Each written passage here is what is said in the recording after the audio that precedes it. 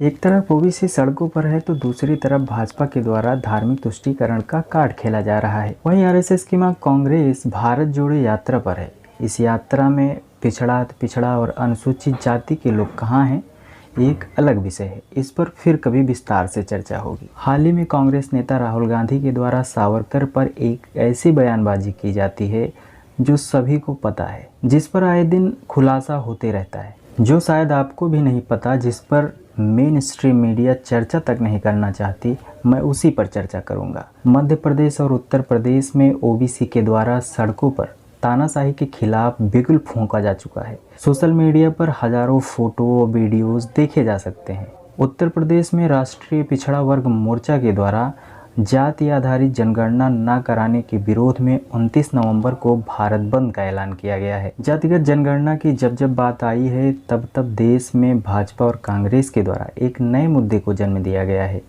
इतिहास में इसे झुठलाना धोखेबाजी होगी। कहीं ऐसा तो नहीं 29 नवंबर के भारत बंद को काउंटर करने के लिए बीजेपी और कांग्रेस की साठगांठ से सावरकर, लव जिहाद, हिंदू मुस्लिम जैसे मुद्दे को जानबूझकर मीडिया के माध्यम से उछाला जा रहा है। ये एक चिंतन का विषय है। अब जब बात सावरकर की उठी है तो आइए एक नज़र इतिहास को भी खंगाल ही लेते हैं। एक तरफ ब्रिटिश सरकार आज़ाद हिंद फौज के जाबाज सिपाहियों को मारने और उनका विनाश करने में जुटी थी। दूसरी तरफ सावरकर और हिंदू महासभा ब्रिटिश सरकार के समर्थन में खुलकर मैदान में खड़े थे। जब सावरकर की ही बात हो रही है तो ब्रिटिश सरकार की प्रशंसा में सावरकर कहते हैं, जापान एशिया को यूरोपीय प्रभाव से मुक्त करने के लिए सेना के साथ आगे बढ़ रहा है।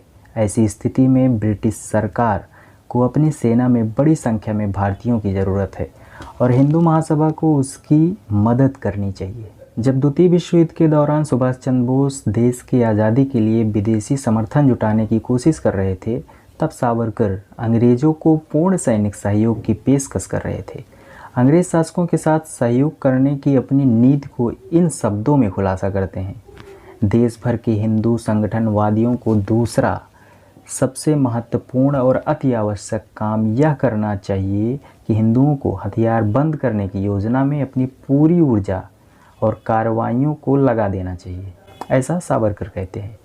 जो लड़ाई हमारे देश की सीमाओं तक आ पहुंची है वह एक खतरा भी है और एक मौका भी। चलिए हम मान लेते हैं सावरकर एक चतुर और क्रांतिकारी थे। देश के लिए कुछ कर गुजरने का उनके अंदर एक जज्बा था, इसलिए उन्होंने माफ़ीनामा का रास्ता चुना। मगर सवाल यह है कि जेल से छूटने के बाद उनकी चतुराई कहाँ चली गई?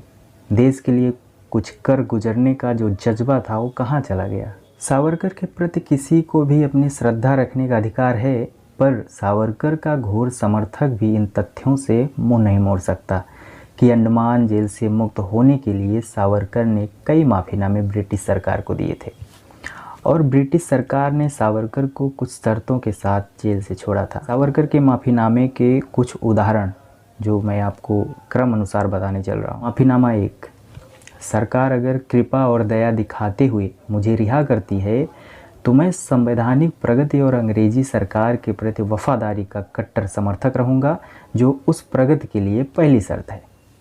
दूसरा, मैं सरकार की किसी भी हैसियत से सेवा करने के लिए तैयार हूँ।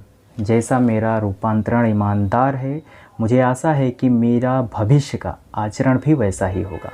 उन्होंने माफ़ीनामे में आगे लिखते हुए कहा कि मुझे जेल में रख कर कुछ हासिल नहीं होगा, बल्कि रिहा करने पर उससे कहीं ज़्यादा हासिल होगा। केवल पराक्रमी ही दयालु हो सकता है और इसलिए विलक्षण पुत्र माता पिता के दरवाजे के अलावा और कहाँ लौट सकता है।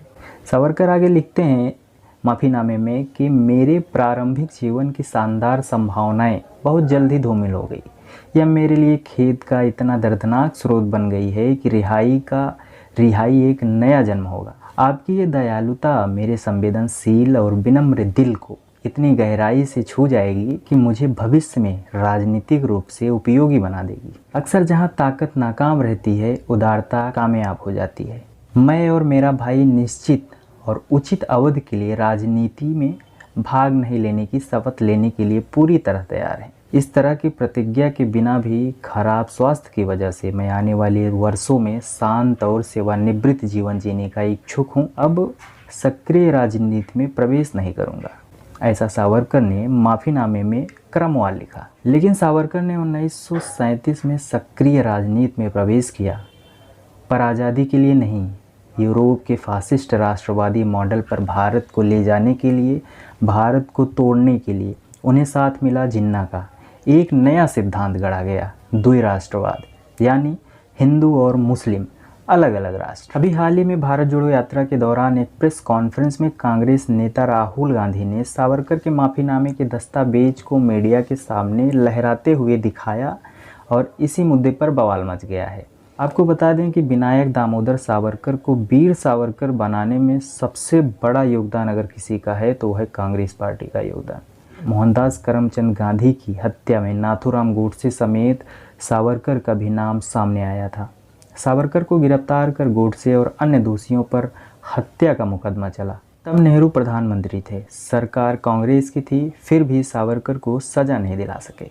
हिंदू महासभा और आरएसएस पर लगा प्रतिबंध चंद महीनों बाद हटा दिया गया। न्यायालय ने सावरकर को सबूतों के अभाव में बरी कर दिया था। यहाँ तक कि नेहरू की मृत्यु के बाद लाल बहादुर शास्त्री ने प्रधानमंत्री बनते ही सावरकर को सरकारी मासिक पेंशन देने का आदेश जारी कर दिया। 26 जनवरी 1966 को सावरकर की मृत्यु हो गई। इंदिरा गांधी ने सावरकर के मरने के बाद यानी नवंबर 1966 को गांधी हत्याकांड की जांच के लिए कपूर कमीशन का गठन किया। तो वहीं दूसरी तरफ इंदिरा गांधी ने अपने निजी खाते से सावरकर ट्रस्ट को 11,000 रुपये दान दे दिया। कपूर कमीशन ने 1969 में अपनी जांच रिपोर्ट में गांधी हत्या में सावरकर की भूमिका को संदिग्ध माना था। फिर भी इंदिरा गांधी ने सावरकर पर डॉक्यूमेंट्री बनाने का फिल्म डिवीज़न को निर्देश दिया था। कांग्रेस शासन में ही मुंबई के पॉश इलाका शिवाजी पार्क के पास नज़दीक में ही समुद्र तट के किनारे सावरकर ट्रस्ट को भूमि अलॉट कर दी गई। बीजेपी और बसपा सपा आरजेडी के उदय के बाद कांग्रेसी ब्राह्मणवादियों ने सोनिया गांधी राज में सावरकर पर अपना स्टैंड बदल दिया। नहीं बदलते तो आज सावरकर पर बीजेपी कांग्रेस एक तरफ और बसपा सपा आरजेडी डीएमके दूसरी तरफ होते।